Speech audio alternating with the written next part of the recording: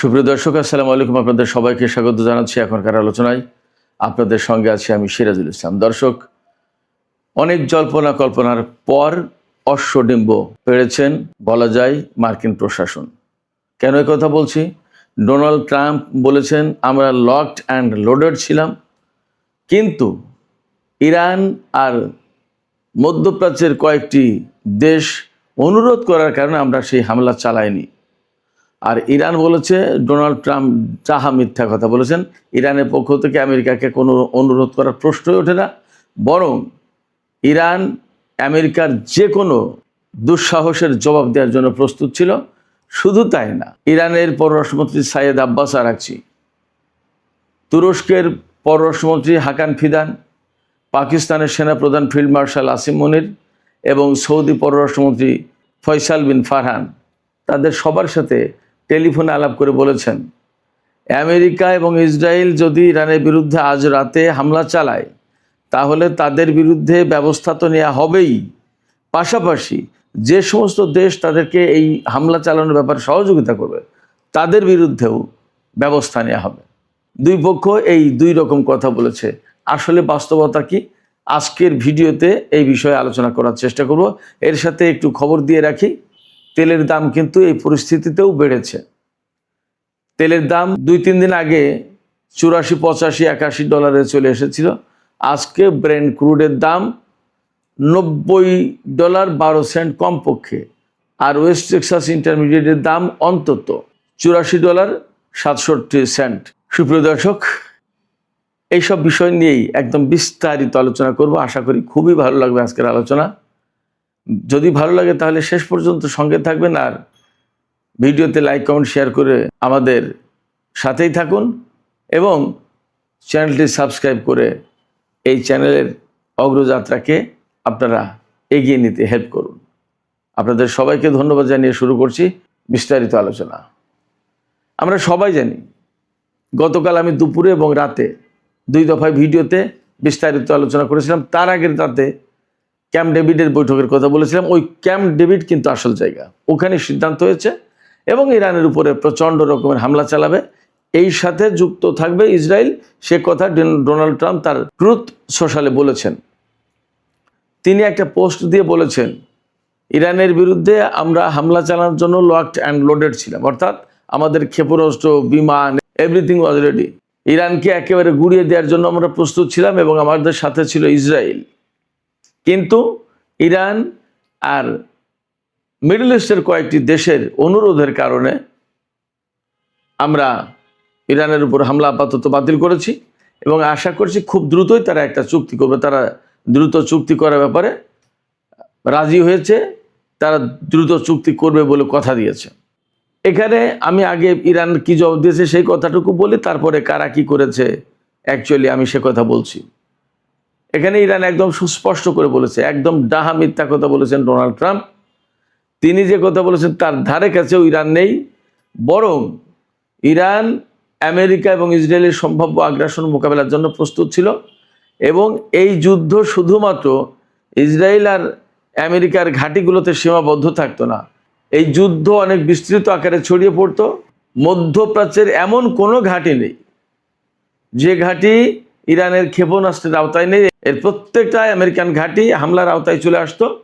শুধু তাই না, মধ্যপ্রাচ্যের বাইরেও যে সব জায়গা থেকে ইরানের উপর হামলা চালানো হবে সেই সব দেশেও ইরান হামলা চালাবে, এইভাবে একদম পরিষ্কার ঘোষণা দিয়েছিল কালকে। এই যে ইরানের ঘোষণা যে মধ্যপ্রাচ্যের বাইরেও কোনো কোনো জায়গায় কোনো কোনো সূত্রে বলা হচ্ছে ইরান আমেরিকায় হামলা চালানোর জন্য প্রস্তুত ছিল, ওয়াশিংটন ডিসি এবং নিউ ইয়র্কে হামলা চালানোর জন্য ইরান প্রস্তুত ছিল।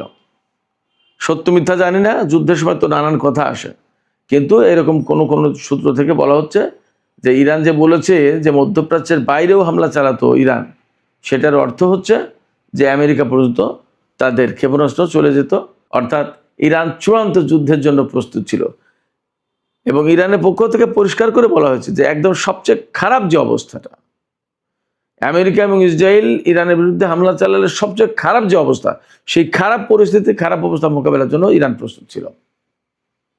তার মানে ইরানের পক্ষ থেকে গতকালকে একদম চূড়ান্ত যুদ্ধের প্রস্তুতি নেওয়া হয়েছিল। কোনো সূত্র থেকে বলা হচ্ছে অন্তত 500 হাইপারসনিক ক্ষেপণাস্ত্র রেডি করা ছিল, এবং ইরানের পক্ষ থেকে বলাই হয়েছিল যে আমেরিকা যদি ইরানের উপর হামলা চালায় এবং ইরানের বিদ্যুৎ বা বিভিন্ন অবকাঠামোর উপর হামলা চালায়, তাহলে ইরান মধ্যপ্রাচ্যের মার্কিন এবং ইসরায়েল রিলেটেড যে সমস্ত গ্যাস এবং তেলের স্থাপনা, oil refinery, oil field, gas field এগুলো আছে সব একদম ভস্ম করে দিত। একদম এইভাবে বলা হয়েছে। কারণ ইরানের এখন সুবিধাটা কি? ইরানের সামনে কিন্তু এখন আর মার্কিন ঘাঁটি ধ্বংস করার প্রশ্ন খুব একটা নেই মধ্যপ্রাচ্যে। এখন তারা ইনফ্রাস্ট্রাকচার ধ্বংস করবে, ইরানও তাই করতো। এবং ইরান গতকাল আর একটা ঘোষণা দিয়েছে যে এতদিন যুদ্ধের যে রুলস অ্যান্ড রেগুলেশনস মেনটেন করে এসেছে ইরান, হয়তো গত রাতে যে হামলা হলে সেই রুলস অ্যান্ড রেগুলেশনস হয়তো ইরান আর মানত না। এর ভিতরে মেসেজটা হচ্ছে এই যে ইরান কিন্তু নিয়ন্ত্রিত মাত্রায় হামলা চালিয়েছে, পাল্টা জবাব দিয়েছে, যাতে মানুষের জীবনহানি না ঘটে।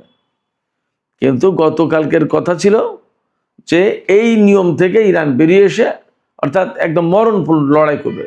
তা মরণপূর্ণ লড়াই করলে তখন কার চোখে লাগলো, কার নাকে লাগলো, কার বুকে লাগলো, কার মুখে লাগলো, এগুলো কি দেখাতে কি থাকে নাকি? সে শুধু চিন্তা করে যে আমার সামনে শত্রুকে ধ্বংস করতে হবে। ইরানের সামনে কালকে এই সূত্র, এই থিওরি ছিল। ইরান ওই অনেক ভদ্রতার মধ্য দিয়ে যুদ্ধ করা এই নীতি থেকে গতকালকে সরে আসার ঘোষণা দিয়েছিল। এখন ডোনাল্ড ট্রাম্প যে বলেছেন যে কয়েকটি মিডল ইস্টের কান্ট্রি এবং ইরান এই অনুরোধ করার কারণে আমরা হামলা বন্ধ করলাম, বাতিল করলাম। আমি তো বললাম ইরান এটাকে একদম ডাহা মিথ্যা কথা বলেছে। আর মিডল ইস্টের কয়েকটা কান্ট্রি বলতে একদম ক্লিয়ার তথ্য এসেছে, গণমাধ্যমগুলোতে খবর এসেছে যে সৌদি যুবরাজ মোহাম্মদ বিন সালমান মার্কিন প্রেসিডেন্ট ডোনাল্ড ট্রাম্পকে ফোন করেছিলেন যে আপনি আসলে কি করতে যাচ্ছেন, কি করবেন, পরিষ্কার করেন। তিনি অর্থাৎ মোহাম্মদ বিন সালমান MBS যিনি, তিনি ডোনাল্ড ট্রাম্পের কাছে উদ্বেগ প্রকাশ করেছেন। আমি এর আগেও বলেছি যে এই যে উদ্বেগ প্রকাশ করে, এই উদ্বেগ প্রকাশ করা মানেই বিরোধিতা করা।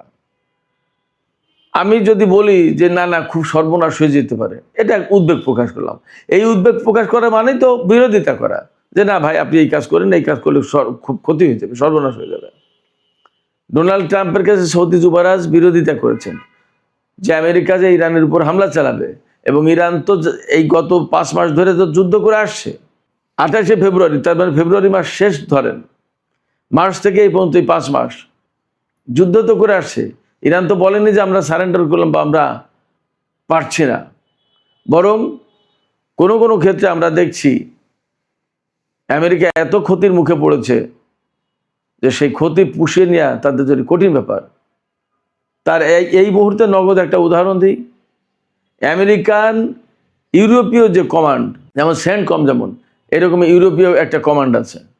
ইউরোপীয় কমান্ডের যে কমান্ডার জেনারেল অ্যালেক্সাস গ্রিগোভিচ, তিনি বলেছেন মার্কিন প্রেসিডেন্টকে বা আমেরিকার পেন্টাগনকে, যুদ্ধ মন্ত্রণালয়কে বলেছেন যে ইউরোপীয় কমান্ডের পক্ষে এখন অ্যাট এ টাইম একসাথে আমেরিকা এবং ইসরায়েলকে নিরাপত্তা দেওয়া সম্ভব হচ্ছে না।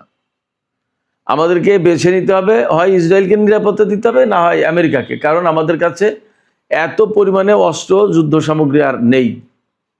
তিনি একদম পরিষ্কার করে বলেছেন ওই নিউজেই যে ইরানের সাথে যুদ্ধ করতে গিয়ে আমাদের অস্ত্র ভাণ্ডার এতটাই খালি হয়েছে যে এখন একসাথে 2 দিক নিরাপত্তা দেওয়া সম্ভব না। আমেরিকাকেও নিরাপত্তা দেওয়া সম্ভব না, ইসরায়েলকেও নিরাপত্তা দেওয়া সম্ভব না। অ্যাট এ টাইম এক সাইড দিতে পারি, হয় ইসরায়েলকে নইলে আমেরিকাকে।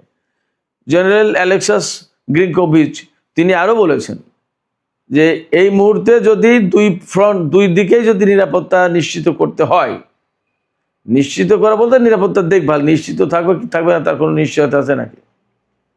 তো যাই হোক, যদি নিরাপত্তা নিশ্চিত করতে হয় তাহলে অন্তত পক্ষে আরও একটা ডিস্ট্রয়ার প্রয়োজন। আমেরিকাকে আর একটা ডিস্ট্রয়ার দিতে হবে। তার এই যে ইউরোপীয় কমান্ড, যেটা এটা ভূমধ্য সাগর থেকে শুরু করে ইউরোপের বিভিন্ন অঞ্চল পর্যন্ত তারা দেখভাল করে। এই ভূমধ্য সাগরের থেকে ইরানের ক্ষেপণাস্ত্র ধ্বংস করে, যাতে ইসরায়েলে যেতে না পারে, ড্রোন ধ্বংস করে তারা।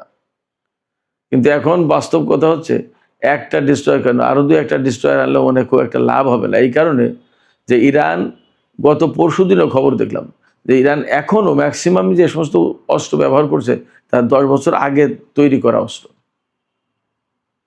যুদ্ধের সময় হয়তো অনেক বাগাড়ম্বর, অনেকেই অনেক রকম বেশি কথা বলে, কিন্তু আমরা তো দেখতে পাচ্ছি ইরান বারবার জোর দিয়ে বলছে যে আমরা এখনো অনেক কিছু বের করিনি। কারণ কি? কারণ হচ্ছে ইরান জানে যে তাদের সামনে বড় যুদ্ধ অপেক্ষা করছে। এখানেই শেষ কথা নয়, ধীরে ধীরে স্টেপ বাই স্টেপ অত্যন্ত সুপরিকল্পিতভাবে ইরান এই যুদ্ধ চালিয়ে যাচ্ছে। তো যাই হোক, যে কথা বলছিলাম, সৌদি যুবরাজ ডোনাল্ড ট্রাম্পকে ওই কথা বলার পরে ডোনাল্ড ট্রাম্প থেমেছেন, কারণ তিনি জানেন যে মধ্যপ্রাচ্যের সমস্ত গ্যাস ফিল্ড, অয়েল ফিল্ড যদি শেষ হয়ে যায়, তো মধ্যপ্রাচ্যের জনগণ এই সমস্ত রাজা বাদশার বিরুদ্ধে খেপে যাবে, নাম্বার 1। নাম্বার 2, তেলের বাজার, গ্যাসের বাজার কোথায় যাবে আপনারা চিন্তা করেন। ইরান আবার নতুন করে হুঁশিয়ারি দিয়েছে যে হরমুজ প্রণালীতে কন্ট্রোল তো শক্ত করা হবেই। যদি এই ধরনের হামলা কোনো বড় রকমের কোনো আগ্রাসন চালাতে যায় আমেরিকা, ইসরায়েল, তাহলে মধ্যপ্রাচ্যের আরও যে সমস্ত প্রণালী বা চোক পয়েন্ট আছে সেগুলোও বন্ধ করে দেওয়া হবে। একথা কে বলছেন? একথা বলেছেন ইরানের সর্বোচ্চ জাতীয় নিরাপত্তা পরিষদের সচিব মোহাম্মদ বাকের জুলকাদ। তিনি বলছেন ইরানের সর্বোচ্চ নিরাপত্তা, অর্থাৎ নিরাপত্তা পরিষদ যেটা ইরানের, তার প্রধান অনেক বড় গুরুত্বপূর্ণ ব্যক্তি। এই পদে ছিলেন ডক্টর আলী লারিজানি, যিনি মারা গেলেন। কেমন? তো ইরানের পক্ষ থেকে এরকম হুঁশিয়ারি আছে। আর ইসরায়েলের গ্যাস ফিল্ডের কথা ইরান এইভাবে বলেছে, ইসরায়েল যদি এই হামলায় জড়িত হয় তাহলে ইসরায়েলের গ্যাস ফিল্ড একদম জ্বালিয়ে পুড়িয়ে ছারখার করে দেওয়া হবে। আমি মোটামুটিভাবে এখান থেকে নিশ্চিত হচ্ছি, গতকাল মার্কিন প্রেসিডেন্ট ডোনাল্ড ট্রাম্প যে কারণে ইরানের বিরুদ্ধে যুদ্ধ বন্ধ করেছেন বা হামলা চালাননি বা বাতিল করেছেন হামলার সিদ্ধান্ত, সেটা এই ইরানের প্রস্তুতি ছিল একদম চরম প্রস্তুতি, চূড়ান্ত প্রস্তুতি।